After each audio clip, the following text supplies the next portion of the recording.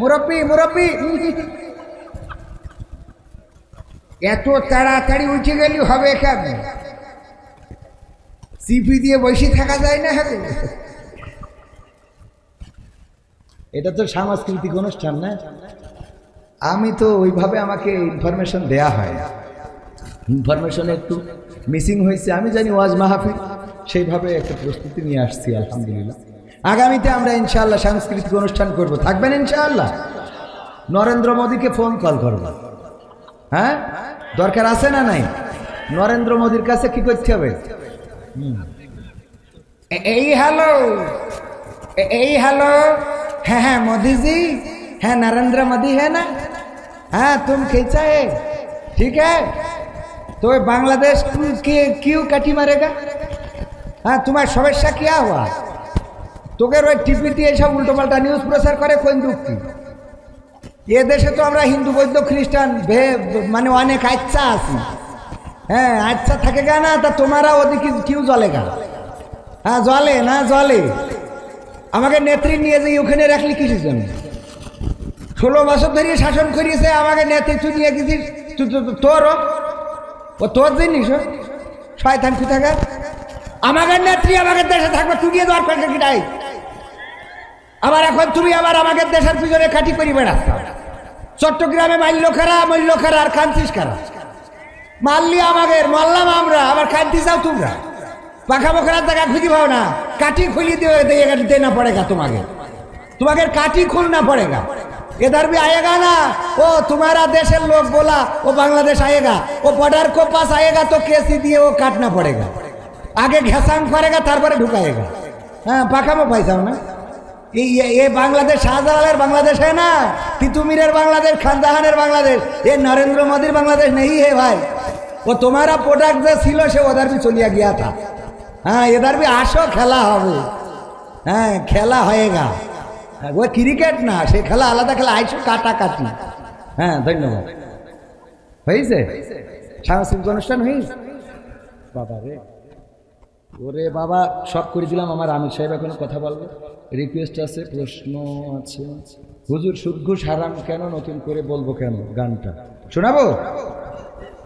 সুদ ঘুষ হারাম সেটা নতুন করে বলবো কেন, সুদ ঘুষ হালাল তো নয় ভালো করে তুমিও জানো। জানি না জানি না। সুদ ঘুষ হারাম সেটা নতুন করে বলবো কেন, সুদ ঘুষ হালাল তো নয় ভালো করে তুমিও জানো। সুদের টাকায় আজকে তুমি করছো বাড়ি করছো ঘর, কি জবাব দেবে সেদিন যাবে যেদিন কবর ঘর। সুদের টাকায় আজকে তুমি করছো বাড়ি করছো ঘর, কি জবাব দেবে সেদিন যাবে যেদিন কবর ঘর। থাকতে সময় হও হুঁশিয়ার, থাকতে সময় হও হুঁশিয়ার, রবের হুকুম তুমি মানো, সুদ ঘুষ হালাল তো নয় ভালো করে তুমিও জানো। নামাজ ফরজ সেটা নতুন করে বলবো কেন, নামাজ দিনের খুঁটি ভালো করে তুমিও জানো। আজান হলে কেন তুমি চায়ের ঘরে থাকো বসে, কি জবাব দেবে সেদিন যাবে যেদিন কবর দেশে। আজান হলে কেন তুমি চায়ের ঘরে থাকো বসে, কি জবাব দেবে সেদিন যাবে যেদিন কবর দেশে। না পড়িলে নামাজ কালাম, না পড়িলে নামাজ কালাম, শাস্তি কঠিন তাও তো মানো, নামাজ দিনের খুঁটি নতুন করে বলবো কেন। রোজা ফরজ, রোজা ফরজ সেটা নতুন করে বলবো কেন, রোজাও দিনের খুঁটি ভালো করে তুমিও জানো। রমজান এলে পরে চুরি করে আহার করো, খাবার ওটা তো নয় পায়খানাতে পেটটা ভরো। আছে না নাই? আরে বাবা রোজার মাসে আল্লাহর ওলি আউলিয়া সাহেব, আমার ভাইজান কি চলে যাচ্ছে? ব্যস্ততা রয়েছে, ঢাকায় যেতে হবে। সভাপতি সাহেব ঢাকায় ব্যস্ততা রয়েছে, তাই চলে যাচ্ছে। আমি তো মাহফিল এখনো শুরু করিনি, কিরম চলে যাচ্ছে? তো তাহলে ওনারা থাকছে, শেষে শুরু করবো ইনশাআল্লাহ। মাহফিল শেষে শুরু হবে ইনশাআল্লাহ। তাহলে সভাপতি সাহেবের আমরা বিদায় দিলাম। জনাব আলহাজ হযরত মাওলানা মোহাম্মদ আবুল হাসান ফারুকি সাহেব, চেয়ারম্যান মক্কা মদিনা হজ ট্রাভেল, হজ কাফেলা, মক্কা মদিনা হজ কাফেলা। চেনেন কিনা আপনারা? হজে যাওয়ার দরকার আছে না নাই? হজে যাওয়ার দরকার আছে না নাই? টাকা হয়, জমি কেনার টাকা হয়, জমি বন্ধক রাখারও টাকা হয়, কিন্তু একটু ওমরায় যাবেন, আল্লাহ রাসূলের মক্কা মদিনায় যাবেন, ওই টাকা জীবনে হলো না। ঠিক না বে ঠিক? ওই টাকা জীবনে হয় না। এই জন্যে মক্কা মদিনা হজ ট্রাভেলস আমার সভাপতি, ওনার সাথে যোগাযোগ করি, ঠাস করি চলে যাবে, কোনো অসুবিধা নেই। হ্যাঁ ইনশা। এরপরে তাইলে এই কথাগুলো না শেষ করলে আবার আমি ভুলে যাবানি। নামাজ রোজা ফরজ, সেটা ওই কথা বলছিলাম যে রোজার মাসে দেখবেন কিছু পীর সাহেব আছে, ওরা রোজা রাখে না কিন্তু ঘন ঘন থুতু ফেলে, মানে এমন ভাব করে ও দুটো রোজা একসাথে নেই। এরপরে যে এই ইফতার, এই ধরেন ইফতারি মসজিদে ইফতারি দেয়, যে মসজিদে ওই আল্লাহর পীর সাহেব বসবে, এখানে একটা প্লেট এখানে একটা প্লেট, উনি মাঝখানে। অন্য মানুষ এসে কনফিউশনে পড়ে যায়, উনি চিন্তা করে এ লোক মনে হয় এই প্লেটের লোক, এটা বাদ দিয়ে এখান থেকে বসে, আর আমার অতিথি এসে মনে করে মনে হয় এই প্লেটের লোক, তো এটা বাদ রেখে এখান থেকে বসে। বসার পরে যে আজান দেয় অমনি কয় দেখো নষ্ট হবে গো, এখানে লোক পায়, এটাই ঢেলে নিয়ে এইবার কুপান। পীর সাহেব আছে না? না। আল্লাহ আল্লাহ হেদায়েত করো, বলে না আমি। আবার জিজ্ঞেস যদি করা হয় তুমি রোজা থাকো, আগা গোড়া রোজা থাকি। আগা গোড়া মানে বছরের প্রথমটা আর শেষটা থাকি, এটা হলো আগা গোড়া। বছরের রোজার মাসের প্রথমটা আর শেষেরটা, মাঝখানে জয় বাংলা, জয় বাংলা বলার লোক নেই। আমার হাফিজুর রহমান সিদ্দিকী ভাই ওয়াজ করলো, আর বাচ্চাও করলো, স্লোগান এমন হয়ে গেল যে তাকবীর থাকবে না, ওয়াজেও বলতে হবে জয় বাংলা। আছে স্লোগান। আল্লাহ যদি না চায়, সিরিয়ায় দেখে অভ্যুত্থান হয়ে গেল, কোথাকার আসাদ 1 বছর ধরে ক্ষমতা ধরে রেখেছিল, আসাদকে তাড়াইছে বাংলাদেশি স্টাইলে। প্রথমে শুরু করি শ্রীলঙ্কা, এরা পথ দেখাইতে যে কি করি কাপড় খুলতে হয়, কাপড় খুইলে একেবারে জাঙ্গিয়া পরাই ছেড়ে দিতেছে। আমরা তো তাও ভালো যে আমরা ওইগুলো ওইখান থেকে নিয়ে আইছি, কিন্তু ওইগুলো পরাই ছেড়ে দিই, ঠিক না বেঠে? তো এই অবস্থা পায়ের আমার। আর এখন সিরিয়ায় হয়ে গেল আন্দোলন, সিরিয়াবাসী বিজয় অর্জন করেছে, তাদের বাবার মূর্তি, জাতির জনকের মূর্তি লাঠি দিয়ে ভেঙে ফেলা হচ্ছে। ইসলামী রাষ্ট্রে কোন জায়গায় মূর্তি চলবে? জাতির পিতা কিরা? ইব্রাহিম। এর বাইরে কোন জাতির পিতা, নেতা, সেতা, খেতা আমরা মানি? যে যা নিয়ে চর্চা করে তার মধ্যে সে জিনিসটা বেশি পরিচিত হয়। তবে হ্যাঁ, আমেরিকার প্রেসিডেন্ট ডোনাল্ড ট্রাম্প, এটা অটোমেটিক আমরা জেনেছি না জানি না? বাইডেন আগে ছিল, জানি না? সিরিয়ায় অভ্যুত্থান হলো, জানি না? মিডিয়ার কল্যাণে অনেক কিছু পরিমণির নাম আমরা জানি না?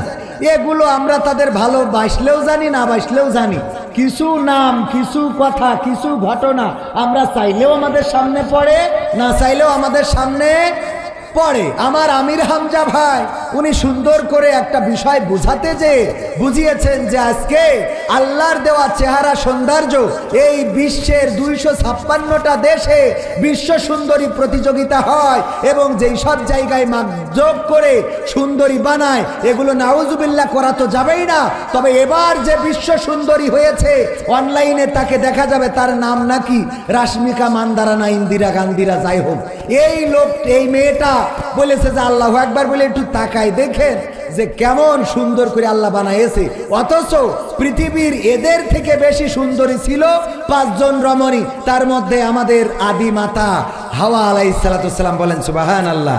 এরপরে ছিলেন মারিয়াম, তারপরে ছিলেন সারা আলাইহিস সালাম, ইব্রাহিম আলাইহিস সালামের স্ত্রী, এরপরে ছিলেন খাদিজা রাদিয়াল্লাহু তাআলা আনহা, এরপরে ফাতেমা বা আয়েশা রাদিয়াল্লাহু তাআলা আনহা এবং ফাতেমা রাদিয়াল্লাহু তাআলা আনহা। আল্লাহর নবীর কন্যার ঘটনাও তিনি ব্যাখ্যা করেছেন, বলেছেন এই ফাতেমা রাদিয়াল্লাহু তাআলা আনহা, এদের তো কি সুন্দরী চেহারা, পৃথিবীর মধ্যে তারা ছিল শ্রেষ্ঠ সুন্দরী।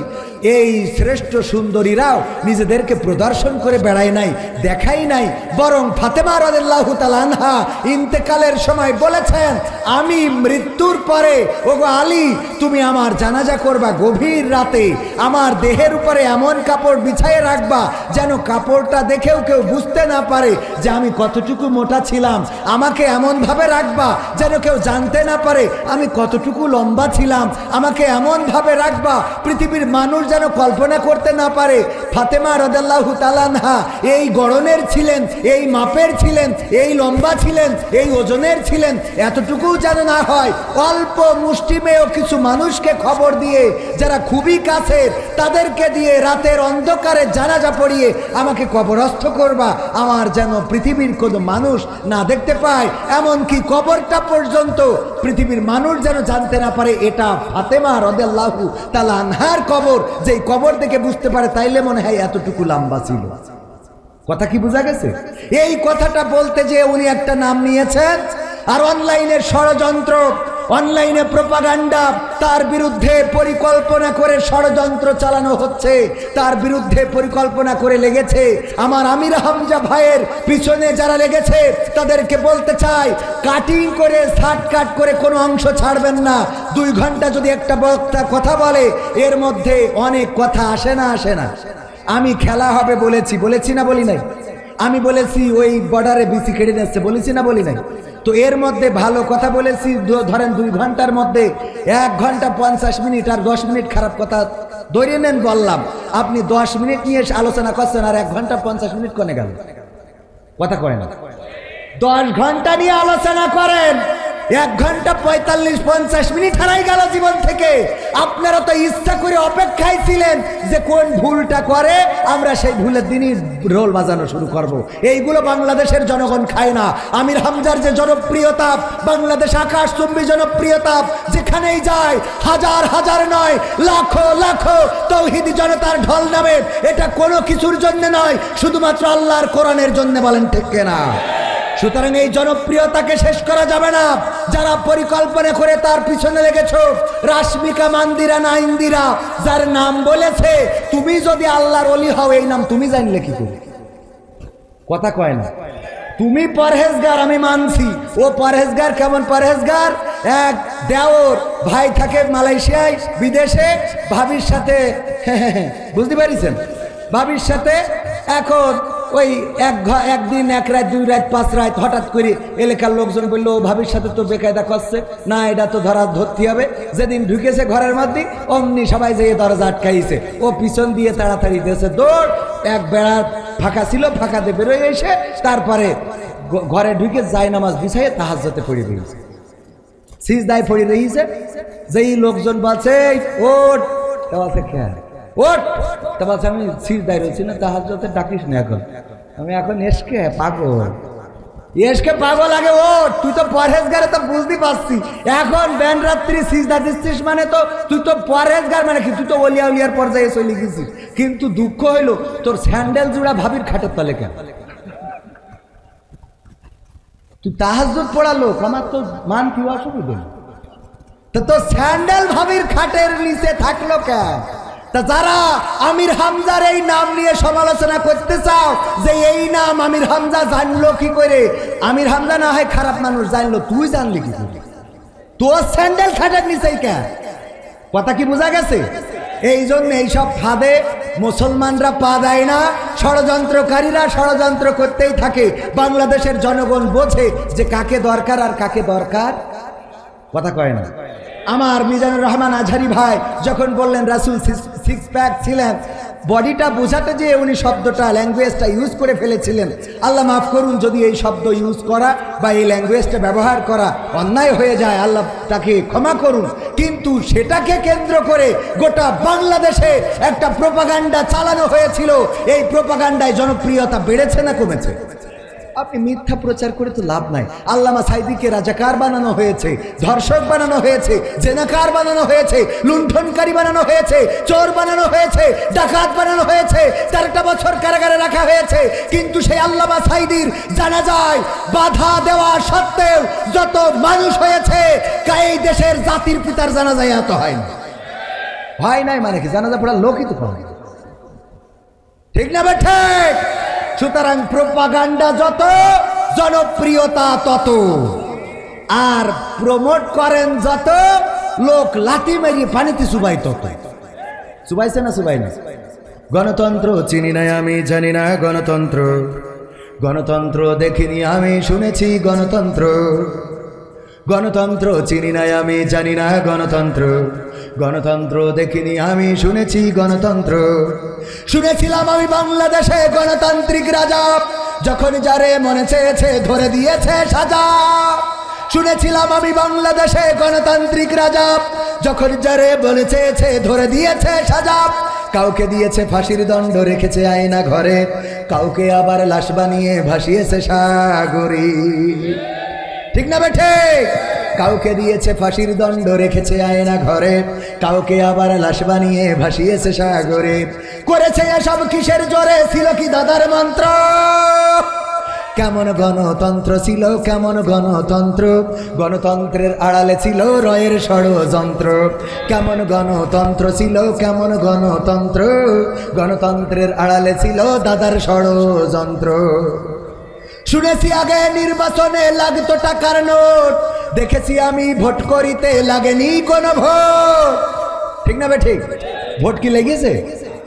চাষা গেছে ভোট দিতে, যেই বলছে বাবা আমার নাম্বার কত দাও দিনি, ভোটে যারা দায়িত্বশীল ছিল বলতেছে বাবাজি আপনি কখন আসলেন, কখন রওনা দিলেন বাড়িতে? তা বলছে বাবা ফাজর পড়িতে রওনা দিচ্ছিলাম। তা বলছে আমরা তো সে তাহাজ্জুদ পড়ি কাম ছেড়ে ফেলেছি। তাহাজ্জুদ পড়িয়ে আমার ভোটটাও কি দিয়া হয়ে গেছে বাবা? হ্যাঁ আপনারটা দেওয়া হয়ে গেছে। আচ্ছা বাবা তাহলে একটু ওই কালি লাগাইয়া দাও, নাই বৌমাকে বানে আমি ভোট দিতে পারি না। তো কালি লাগাইতেছে, চলে আসছে, বলছে চাচা শোনেন। আব্বা দেখছো কেন বাবা? বলছে চাষির ডাও বলো হয়ে গেছে। তোমার চাষিও ভোট দিয়ে গেছে? গেছে। কত বড় নেব খারাপ তোমার চাচি গো, আল্লাহ তুমি ওর কবরে তো চোখের গুণ জ্বালাও আল্লাহ, কত বড় নেব খারাপ আল্লাহ। চাচা কি হয়েছে এত দুঃখ চাষির ঘরে? ওরে বাবু রে, ও 12টা বছর হইল মরে গেছে, এসে যখন ভোট দিয়ে গেছে তা আমার সাথে দেখা করে যাবে না? আমার সাথে দেখা না করে চলে গেছে বুড়ি আমার, ওর সাথে আমি হাসরে জান্নাতেও থাকতে চাই রে গো বাবা।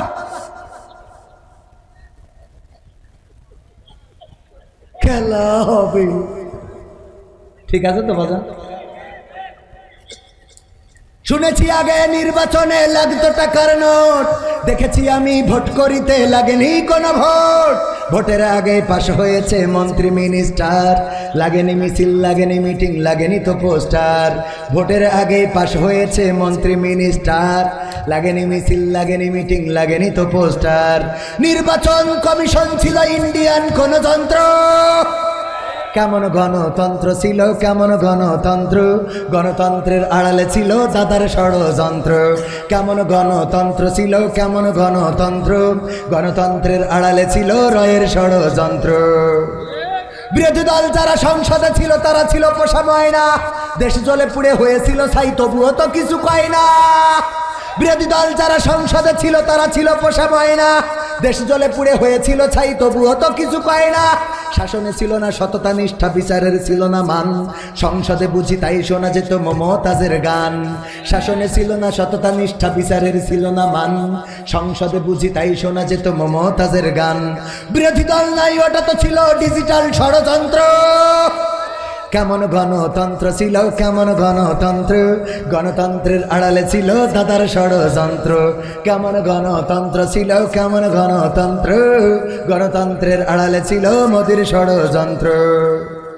নায়েবে রাসূল কোরআনের পাখি বলতো মানুষ যারে, 13টি বছর সেই মানুষের রেখেছিল কারাগারে। নায়েবে রাসূল কোরআনের পাখি বলতো মানুষ যারে, 13টি বছর সেই মানুষের রেখেছিল কারাগারে। কোরআনের কথা বলতে গেলেই করতো গ্রেফতার, ইসলামী বই কোরআন হাদিস করতো যে উদ্ধার। ইসলামে গ্রেফতার, ইসলামী বই কোরআন হাদিস করতো যে উদ্ধার। ও সবে নাকি থাকতো লেখা নাশকতার মন্ত্র। কেমন গণতন্ত্র ছিল, কেমন গণতন্ত্র, গণতন্ত্রের আড়ালে ছিল দাদার ষড়যন্ত্র আমার। কেমন গণতন্ত্র ছিল, কেমন গণতন্ত্র, গণতন্ত্রের আড়ালে ছিল মোদির ষড়যন্ত্র। ঠিক না বেঠে? হাত উঁচু করে বলেন ঠিক না বেঠে? নারায়ে তাকবীর, আল কোরআনের আলো, আল হাদিসের আলো আমার নেতা তোমার নেতা নারায়ে তাকবীর শাহজালালের বাংলায় ইসকনের ঠাঁই নাই শাহজালালের বাংলায় ইসকনের ঠাঁই নাই নরেন্দ্র মোদীর ঠাঁই নাই সন্ত্রাসীদের ঠাঁই নাই নারায়ে তাকবীর